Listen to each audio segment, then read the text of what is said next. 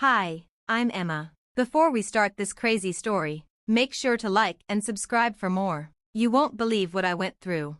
In our cozy suburban home, my older sister Sophia was always the center of attention. Our parents adored her, and I felt like I was just the other daughter. One night, Sophia's jealousy went too far. I woke up to a cold breeze and a sharp sound. My heart raced as I felt my head and discovered my long hair was cut off and scattered on my pillow. Sophia stood there with scissors, smirking with satisfaction.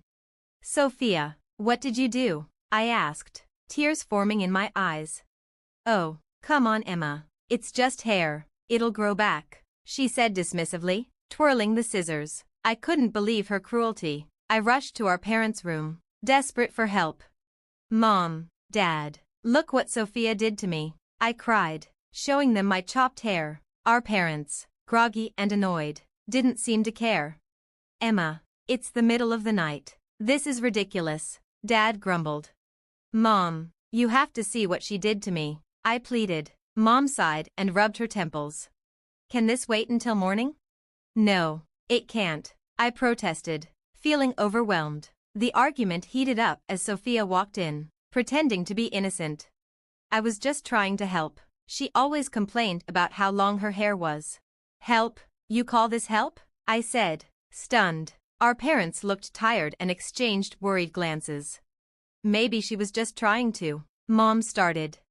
"To what? Ruin me?" I interrupted, feeling the sting of injustice. The tension in the room was thick. "Sophia always gets away with everything, and you never believe me." My voice cracked with anger and sadness.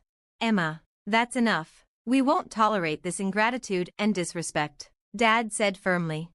"Disrespect? I'm the victim here," I protested, feeling utterly betrayed by my own family. "Either apologize to Sophia or leave," Mom said coldly, her words hanging heavily in the air. "Apologize for being attacked in my sleep?" I felt overwhelmed by the unfairness of it all. I looked at my family, the people who were supposed to protect and understand me, but they felt like strangers. With tears streaming down my face, I packed a few things and left. The door slammed behind me, the sound echoing my broken heart. Alone and hurt, I stepped into the night, feeling the weight of their injustice.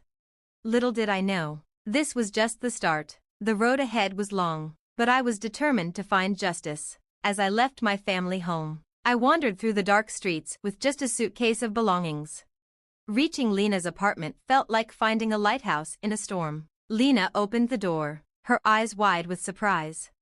"Emma, what happened?" she asked. "They kicked me out just like that," I said, tears welling up again. Lena let me in and offered me a safe place. As I told her about the night, her shock turned into anger.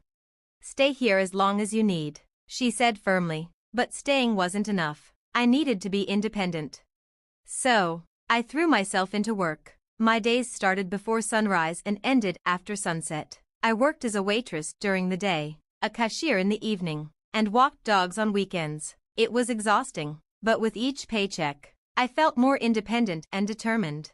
Mr. Jacobs, an elderly man with kind eyes, walked into the diner. He was known for leaving generous tips. One day, he asked me, "You're always so hardworking, Emma. Have you ever thought about a quieter job?" "A quieter job?" I asked. "Yes, my bookstore could use someone trustworthy to help run it," he said. The offer felt like a lifeline. Working at Jacob's Books wasn't just a job. It felt like coming home. Surrounded by the musty smell of old books, I found peace. Mr. Jacobs saw potential in me that I hadn't seen in myself. "You're meant for bigger things, Emma. Don't let this define you," he often said. His words stayed with me as I sat across from Miss Turner, a sharp legal advisor recommended by a bookstore regular. Her office was filled with books and legal files, showing her busy career. "This isn't just morally wrong, it's legally questionable," Miss Turner said, looking over my notes. "So there's something I can do?" I asked, my voice full of hope and uncertainty. "Yes," she replied, "but it will require work. You'll need evidence, documentation, any form of proof." "It's your word against theirs," Miss Turner said, "but if we can prove a pattern of behavior, we might have a case." I left her office with more than just advice. I left with a mission. Back at my small rented apartment, I began documenting everything: text messages, emails, any evidence that could reveal how my family treated me. But evidence alone wasn't enough. I needed a plan to expose everything and make my family face the consequences of their actions. Nights were spent researching, and days were devoted to gathering information. I reached out to old friends, neighbors, anyone who could help build my case. I was meticulous, treating each piece of evidence like a brick in the fortress I was constructing. Document everything. Leave no stone unturned, Miss Turner advised during our weekly meetings, and that's exactly what I did. As the plan came together, I felt a change within me. I was no longer just a victim of my circumstances. I was becoming the architect of my own destiny. The girl who had been cast out was now ready to stand her ground and bring the truth to light, no matter the cost. Months of preparation led to this moment. My plan was precise, every detail carefully considered. The evidence against my family was a mix of solid proof and strategic tactics. I decided to start with Sophia. She had a knack for twisting things to her advantage, especially on social media. I watched as she posted about her perfect life, unaware of the storm I was brewing. It was time to reveal her true colors. Sophia loves the spotlight, I thought. Let's give it to her, I whispered to myself as I began my subtle campaign. I started posting old photos of us that seemed innocent, but the captions were carefully crafted to hint at a deeper story. One caption read, "Missing the sisterly love," which made people start to question and dig deeper. I reached out to mutual friends, sharing snippets of Sophia's behavior but carefully avoiding exaggeration. It wasn't long before whispers began to spread, and her perfect image began to crack. At the same time, I gathered legal evidence: old emails, voicemails, medical records, anything that showed years of neglect and favoritism. Miss Turner was invaluable, guiding me through the complex legal process. "The stronger your case, the harder they'll fall," she advised. With my evidence ready, I waited for the right moment, our extended family's annual reunion. It was the perfect setting, with the entire family present, an audience for the truth. As I walked in, the tension was palpable. Sophia greeted me with a fake smile, and my parents' hostility was barely concealed. Dinner was a blur of forced conversations and strained smiles. Then, as everyone settled into the living room, I stood up and cleared my throat. The room fell silent. "I have something to share," I began, my voice steady. I revealed everything: the haircutting incident, the years of favoritism, and the night they threw me out. Each word made the room more tense, filled with shock and disbelief. My parents and Sophia sat frozen, their faces a mix of anger and fear. "What is this nonsense?" Dad finally spluttered. "It's not nonsense, Dad. It's the truth," I retorted, holding up my evidence: photos, emails, and testimonies. The truth was laid bare for everyone to see. The room erupted into chaos, a mix of disbelief and anger.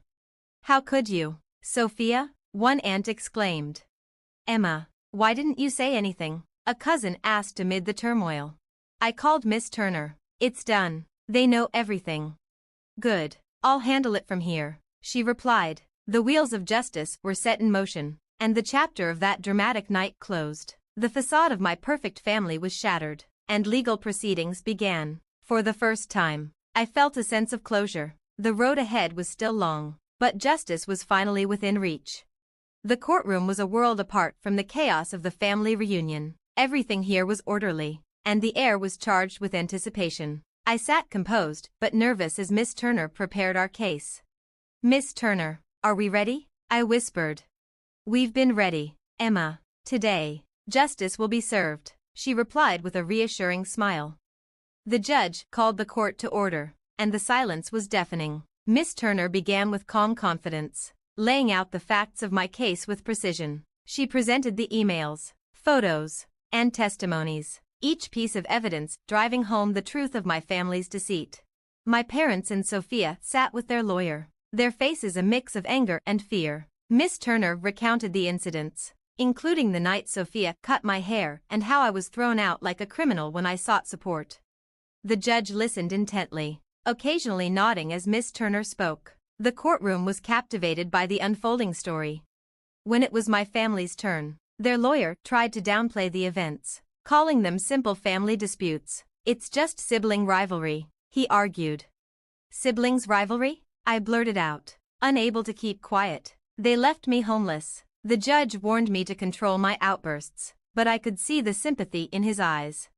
As the proceedings continued, the truth became increasingly clear. In the end, the judgment was swift and fair. My parents and Sophia were found guilty of emotional abuse and wrongful eviction. The gavel's sound was like music to my ears.